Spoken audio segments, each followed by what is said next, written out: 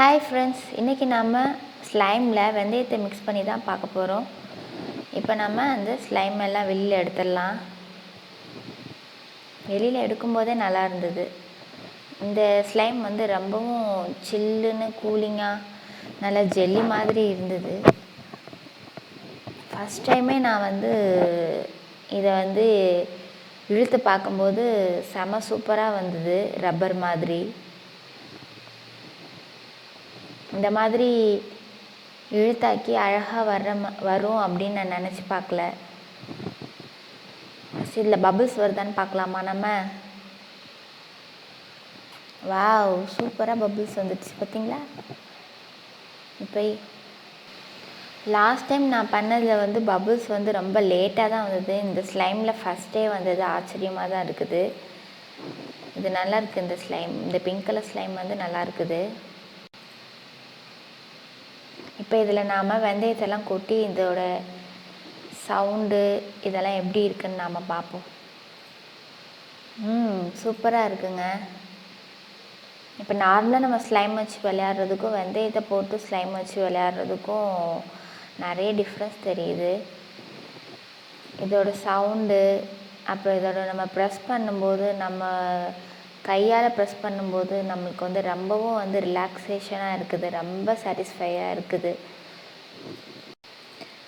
நார்மலாக நம்ம டென்ஷனாக இருக்கும்போது இந்த ஸ்மைலி பாலை சஜஸ்ட் பண்ணுவாங்க டாக்டர்.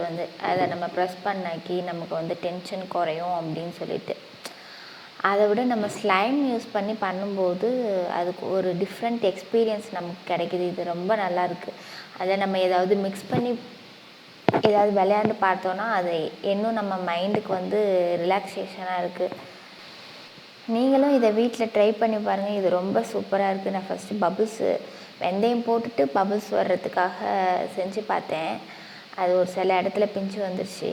இந்த மாதிரி ரோஸ் மாதிரி பண்ணி பார்த்தேன். அதுவும் அழகாக வந்தது. பார்த்திங்கன்னா எவ்வளோ அழகாக இருக்குது. நிறைய அந்த க்ளவுட்ஸில் ஸ்டார்ஸ் எப்படி இருக்குமோ அந்த மாதிரி பிங்க் கலர் க்ளவுட்ஸில் குட்டி குட்டியாக எல்லோ கலர் ஸ்டார்ஸ் இருக்கிற மாதிரி இந்த வெந்தயம் நமக்கு தெரியுது.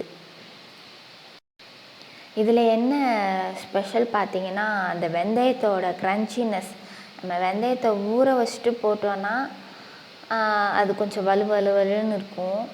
இது நம்ம அப்படியே போட்டோன்னா அந்த முறுமுறுப்பு தன்மையில் அந்த ஸ்லைமோட மிக்ஸ் பண்ணி நம்ம பண்ணும்போது சவுண்டு வேறு லெவலில் இருக்குது.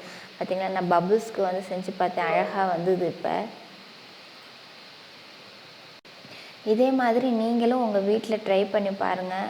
செம ஃபன்னாக இருக்கும். நாம் வெறும்னே ஸ்லைம் வச்சு விளையாடுறதுக்கு வெந்தயத்தை போட்டு விளையாண்டோன்னா ரொம்ப ஃபன்னாக இருக்குது. இதை நீங்கள் உங்கள் வீட்டில் கிட்ஸ் யாராவது இருந்தாங்கன்னா அவங்கக்கிட்டேயும் இந்த மாதிரி கொடுத்து பண்ண சொல்லுங்கள். ரொம்ப ஃபன்னாக இருக்கும்.